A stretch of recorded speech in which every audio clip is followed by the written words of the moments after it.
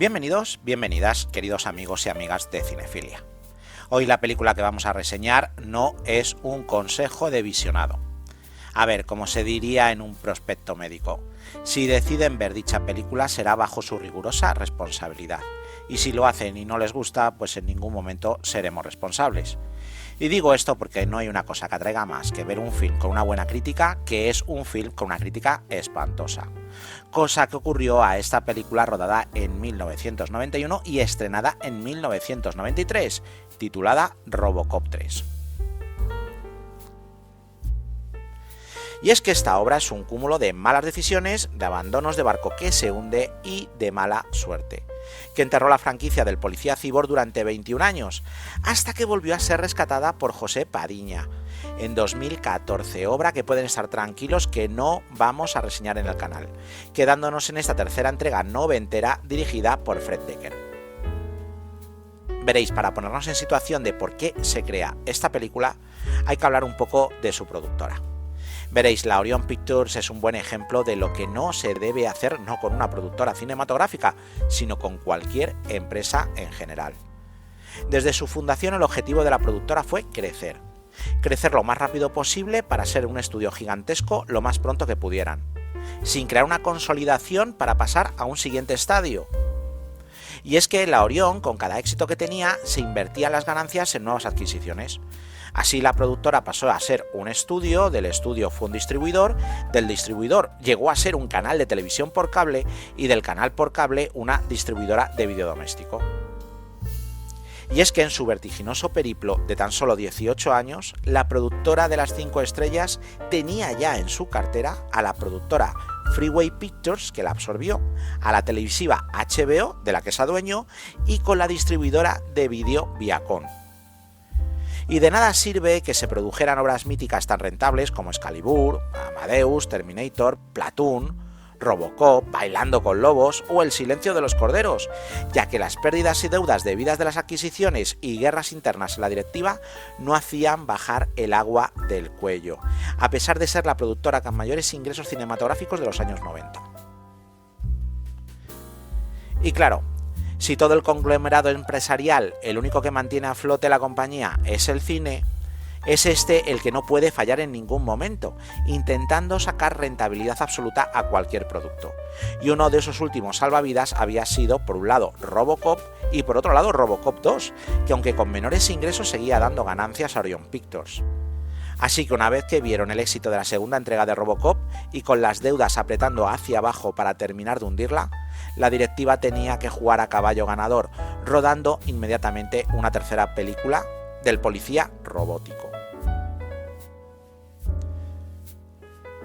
Veréis, para que se hiciera cargo del asunto en cuestión se contrató a Fred Dekker, un director de género, sobre todo del terror, que despuntó con su film terror suave y comedia sobrenatural House, para pasar a dirigir algunos capítulos de las historias de la cripta, donde su largometraje más reseñable era Monster Squad, o como se tituló en España, Una pandilla alucinante. Sí, sé que el título es lamentable, pero es el que es.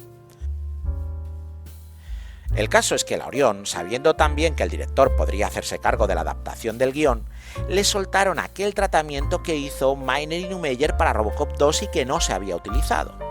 Además, la historia que empezó Frank Miller para la segunda y tercera entrega, y con todos esos retales pidieron que Dekker terminara un guión. Pero cuidado, por si todo esto ya no fuera bastante desastre, encima tenía que haber un pero más, y es que los directivos habían observado que los más fieles seguidores de la saga de Robocop eran niños menores de 13 años, por lo que tendría que estar pensado para que no hubiera una violencia excesiva y un protagonismo de personajes infantiles, y así que llevaran estos a las salas de cine tanto a los niños como a los padres. Y aunque pueda parecer mentira, no solo Fred Dekker no renunció en el acto, sino que se puso a trabajar en la película. Pronto descubrió que varios actores de la saga míticos, como eran Dan O'Herlihy y Peter Weller, que se olían la tostada, se apearon del proyecto, con lo que Dekker tuvo que buscar no solo un presidente para Omnico, sino también un reemplazo para el protagonista para Robocop. Dichos papeles al final recayeron en Rip Torn y en Robert John Burke, quedando solamente en el elenco principal Nancy Allen y algunos secundarios más. Y bueno, La trama es un despropósito total. A pesar que el compositor de la banda sonora vuelve a ser Poledouris, que pone la música mítica de Robocop 1, hay que decir que es lo único que se parece a aquella entrega. Y que Deckard, salva algo la cara con buenas dosis de acción, pero el edulcoramiento de la misma lleva a la diabetes, siendo esta un pastiche en comparación con la primera y la segunda entrega. Y ahora voy a contaros un poco de la sinopsis del film, aunque la trama no tiene nada. Y cuando digo nada, no exagero, ya que es más de lo mismo, pero mucho peor. Evitaré hacer spoiler de la misma por si cometes el error de verla, pero es porque es un principio del canal que nunca nos lo saltamos, y es que ni en estos casos lo hacemos, pero solamente por eso. Veréis, volvemos a un Detroit futuro, otra vez más. Y una vez más, Omnico quiere crear una ciudad para ricos en los suburbios de la ciudad. Esta parte ya se comentaba en el primer film, pero ahora es la base principal en la que se sustenta todo el conflicto de la película. Veréis, Omnico y su equipo de seguridad, que se comportan más como unos pandilleros macarras que como un cuerpo de orden público, están intentando expropiar a la fuerza y expulsar a la gente humilde del barrio de Cadillac High. El caso es que los vecinos de dicho barrio se niegan a abandonarlo y viven en una especie de clandestinidad como grupo armado.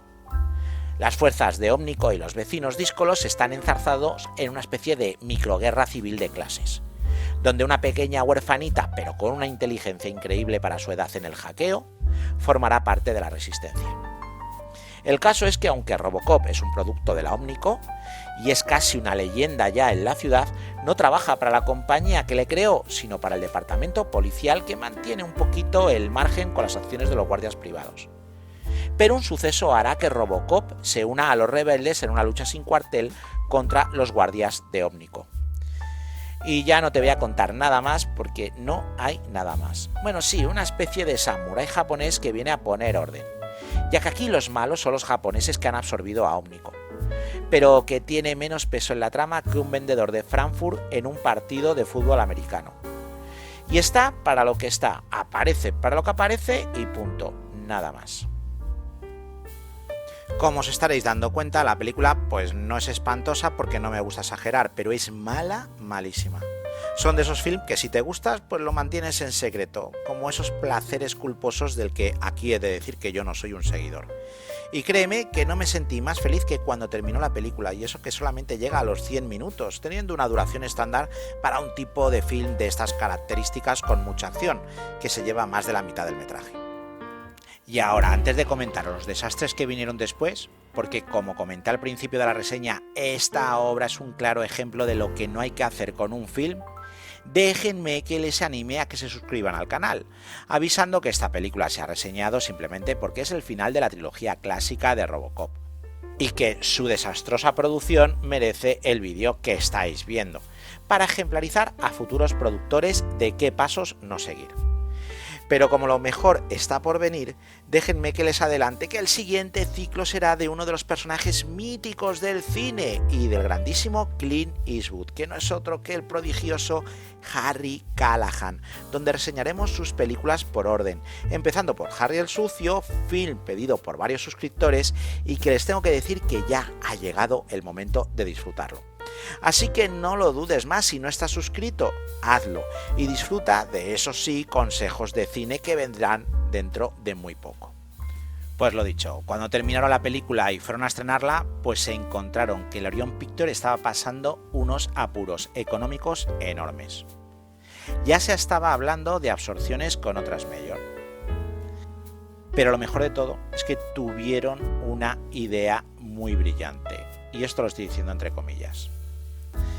Veréis, el plan era hacer un lanzamiento mundial en verano de 1992, pero no podían hacerse cargo de este coste que llevaba la promoción, las copias en salas, etc. Así que se decidió hacer un lanzamiento limitado en Corea, en Japón y además en Filipinas. Eso les serviría para testear el éxito que podría tener el film en salas de Norteamérica. Una buena idea, ¿verdad? Pues veréis. El caso fue que resultó ser un tiro en el pie, ya que la película sí que tuvo una buena acogida en dichos países, pero pronto empezaron a surgir VHS piratas con la película que plagaron todas las ciudades de Norteamérica, llevando el estreno en este país derechito al desastre. Al final se estrenó de malas formas y con urgencia un año después, en 1993, simplemente porque si esperaban un poco más, todo el mundo ya la habría visto en su casa.